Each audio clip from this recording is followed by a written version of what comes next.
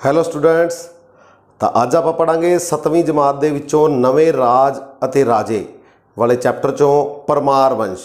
ਤਾਂ ਆਪਾਂ ਪੜਿਆ ਸੀ ਰਾਜਪੂਤ ਜਿਹੜੇ ਨੇ, ਰਾਜਪੂਤ, ਅਗਨੀ ਕੁਲ ਰਾਜਪੂਤ, ਅਗਨੀ ਕੁਲ ਰਾਜਪੂਤ, ਜਿਨ੍ਹਾਂ ਦੇ 4 ਮੇਨ ਵੰਸ਼ ਮੰਨੇ ਗਏ ਨੇ। ਗੁਰਜਰ ਪ੍ਰਤਿਹਾਰ, ਜਿਨ੍ਹਾਂ ਦੀ ਉਤਪत्ति ਜਿਹੜੀ ਉਹ ਕਿੱਥੋਂ ਮੰਨੀ ਗਈ ਹੈ? ਅਗਨੀਕੁਲ ਤੋਂ। ਪਰਮਾਰ, ਚੌਹਾਨ, ਚਾਲੁਕਿਆ, ਸੋਲੰਕੀ ਦੇ, ਸੋਲੰਕੀ ਚਾਲੁਕਿਆ ਵੀ ਕਿਹਾ ਜਾਂਦਾ ਜਿਨ੍ਹਾਂ ਨੂੰ। ਤਾਂ ਇਹ 4 ਵੰਸ਼ ਜਿਨ੍ਹਾਂ ਦੀ ਉਤਪत्ति ਜਿਹੜੀ ਕਿੱਥੋਂ ਮੰਨੀ ਜਾਂਦੀ ਹੈ? ਅਗਨੀਕੁਲ ਤੋਂ। ਤਾਂ ਅੱਜ ਆਪਾਂ ਉਸ ਦੇ ਵਿੱਚੋਂ ਪੜਾਂਗੇ ਪਰਮਾਰ ਵੰਸ਼। ਪਰਮਾਰ ਜਿਸ ਨੂੰ ਪਵਾਰ ਵੰਸ਼ ਵੀ ਕਿਹਾ ਜਾਂਦਾ ਹੈ। ਠੀਕ ਹੈ ਬੱਚੋ। ਜਿਨ੍ਹਾਂ ਨੇ ਰਾਜ ਕੀਤਾ ਕਿਸ ਖੇਤਰ ਤੇ? ਮਾਲਵਾ। ਮਾਲਵਾ ਖੇਤਰ ਤੇ ਇਹਨਾਂ ਨੇ ਰਾਜ ਕੀਤਾ।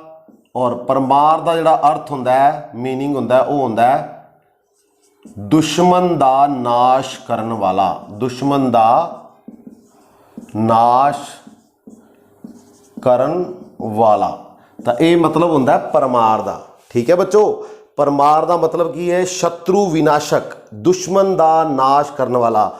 ਔਰ ਕਿਸ ਖੇਤਰ ਤੇ ਰਾਜ ਕੀਤਾ ਇਹਨਾਂ ਨੇ? ਮਾਲਵਾ ਖੇਤਰ ਤੇ। ਪਵਾਰ ਵੀ ਕਿਹਾ ਜਾਂਦਾ ਹੈ। ਔਰ ਇਹਨਾਂ ਦੀ ਉਤਪत्ति ਵੀ ਕਿੱਥੋਂ ਮੰਨੀ ਜਾਂਦੀ ਹੈ? ਅਗਨੀਕੁਲ ਰਾਜਪੂਤਾਂ ਦੇ ਵਿੱਚੋਂ ਹੀ। ਤਾਂ ਇਸ ਵੰਸ਼ ਦੇ ਸੰਸਥਾਪਕ ਦੀ ਗੱਲ ਕਰੀਏ ਤਾਂ ਉਸ ਦਾ ਨਾਮ ਸੀ ਬੱਚੋ ਉਪੇਂਦਰ ਕ੍ਰਿਸ਼ਨ ਰਾਜ। ਪਰਮਾਰ ਵੰਸ਼ ਜਿਸਨੇ ਕਿ 9ਵੀਂ ਸਦੀ ਤੋਂ ਲੈ ਕੇ 14ਵੀਂ ਸਦੀ ਤੱਕ ਇਹਨਾਂ ਦਾ ਜਿਹੜਾ ਸ਼ਾਸਨ ਮੰਨਿਆ ਜਾਂਦਾ ਹੈ। 9ਵੀਂ ਸਦੀ ਤੋਂ 14ਵੀਂ ਸਦੀ ਤੱਕ। ਔਰ ਇਹਨਾਂ ਦਾ ਸੰਸਥਾਪਕ ਉਪੇਂਦਰ ਕ੍ਰਿਸ਼ਨ ਰਾਜ, ਜਿਸ ਦੀ ਜਿਹੜੀ ਪ੍ਰਾਰੰਭਿਕ ਅਗਰ ਗੱਲ ਕਰੀਏ, ਆਰੰਭ ਜਿਹੜਾ ਇਸਨੇ ਕਿੱਥੋਂ ਕੀਤਾ ਸੀ? ਰਾਸ਼ਟਰਕੂਟ। ਰਾਸ਼ਟਰਕੂਟ ਰਾਜਿਆਂ ਦਾ ਇਹ ਸਾਮੰਤ ਸੀ।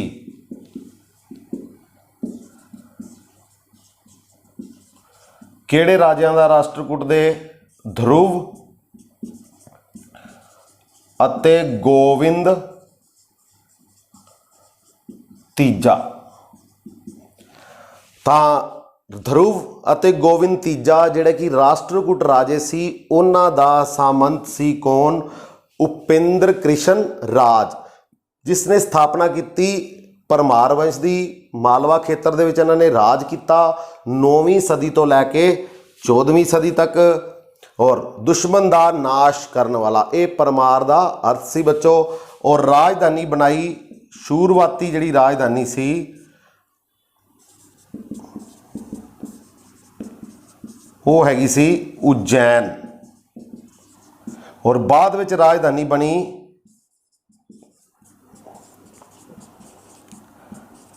ਧਾਰ ਨਗਰੀ,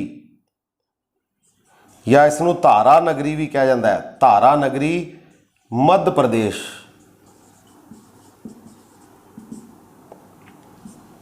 ਠੀਕ ਹੈ ਬੱਚੋ।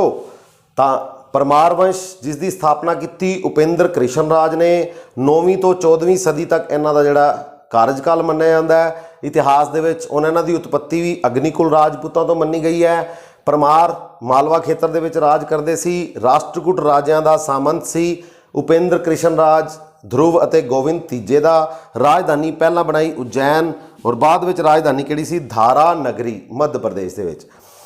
ਇਸ ਵੰਸ਼ ਦੇ ਵਿੱਚ ਕਾਫੀ ਜ਼ਿਆਦਾ ਜਿਹੜੇ ਰਾਜੇ ਹੋਏ ਬੱਚੋ, ਪਰ ਸਾਰੇ ਹੀ ਇਤਿਹਾਸ ਦੇ ਵਿੱਚ ਜਿਹੜੇ ਨੇ ਉਹ ਇੰਪੋਰਟੈਂਟ ਨਹੀਂ ਹੈਗੇ, ਤੇ ਨਾ ਹੀ ਉਹਨਾਂ ਦੇ ਬਾਰੇ ਕੋਈ ਖਾਸ ਜਾਣਕਾਰੀ ਮਿਲਦੀ।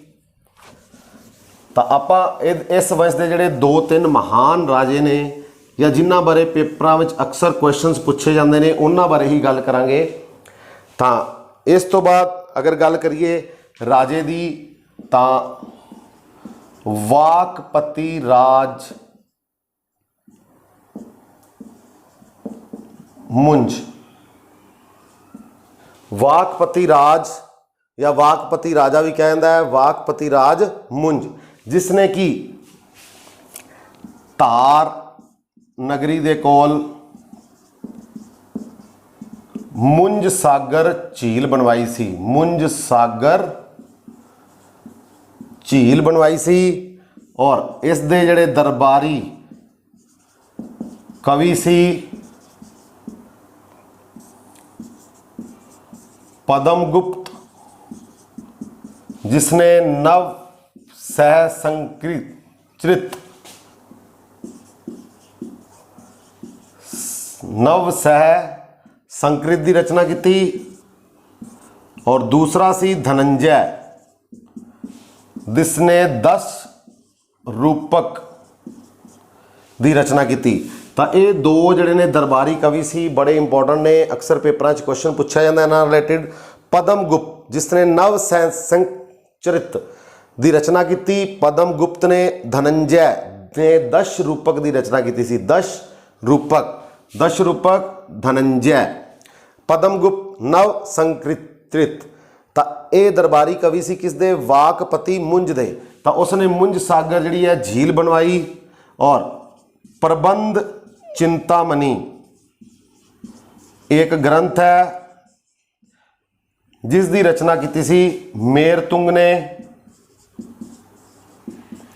और इस ग्रंथ के अनुसार वाकपति मुंज ने जिहड़ा चालुक्य राजा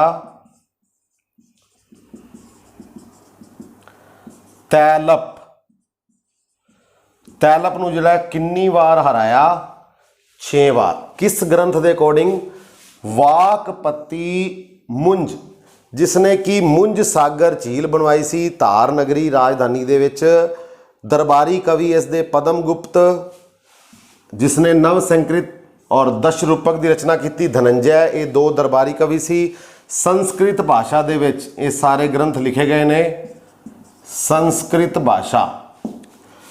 तो ये 2 दरबारी कवि सी। और प्रबंध चिंतामणि जिहड़ा ग्रंथ है मेरतुंग ने लिखा जिहड़ा, तो इस ग्रंथ के अनुसार वाकपति मुंज ने जिहड़ा चालुक्य राजा तैलप सी उसनूं कितनी बार हराया? 6 बार हराया सी। तो इस दे नाम के अक्षर भी 6 ने, वाकपति राज। ठीक है, तो इन्हें 6 बार चालुक्य राज तैलप नूं हराया और 7वीं बार ये खुद हार गया और मारिया गया। इस दे बारे इन्ना ही पढ़ना आपां। और इस तो बाद अगर अगले राजे की गल करिए तो OS वंश का जिहड़ा शक्तिशाली सब तो राजा सी और महान राजा भी उसनूं कहा जाता है, कवि राज भी कहा जाता उन्होंने।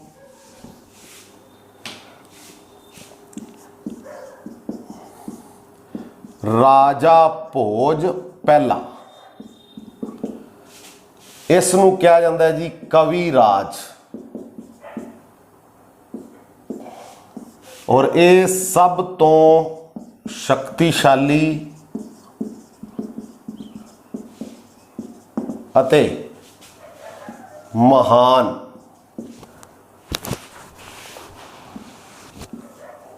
राज भोज पहले नूं राजा भोज भी कहा जाता है। तो ये कवि राज के नाम नाल भी मशहूर है।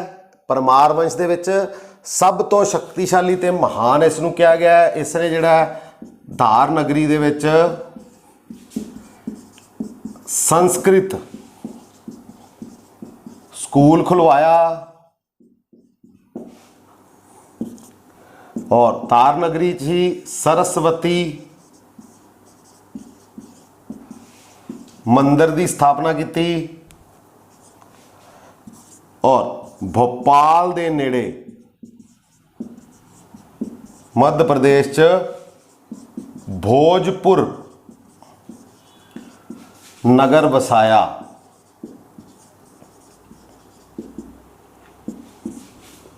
ठीक है बच्चों, तो ये कुछ इंपॉर्टेंट काम ने राजा भोज पहले दे, जिहड़ा कि कवि राज के नाम नाल मशहूर है। और सब तो शक्तिशाली ते महान राजा कहा जाता है किस वंश का? परमार वंश का। और इसने धार नगरी जी कि इन्हों की राजधानी सी, उत्थे एक तो संस्कृत स्कूल बनवाया, संस्कृत विद्यालय की स्थापना की, सरस्वती मंदिर बनवाया, भोपाल के नेड़े भोजपुर नगर की स्थापना की, भोजपुर नगर वसाया।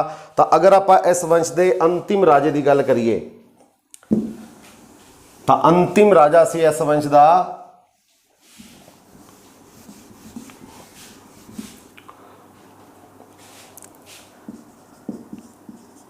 अंतिम राजा ਮਹਾਲਕ ਦੇਵ, ਜਿਸ ਨੂੰ ਕਿ 1305 ਦੇ ਵਿੱਚ ਕਿਸ ਨੇ ਹਰਾਇਆ? ਅਲਾਉਦੀਨ ਖਿਲਜੀ ਨੇ।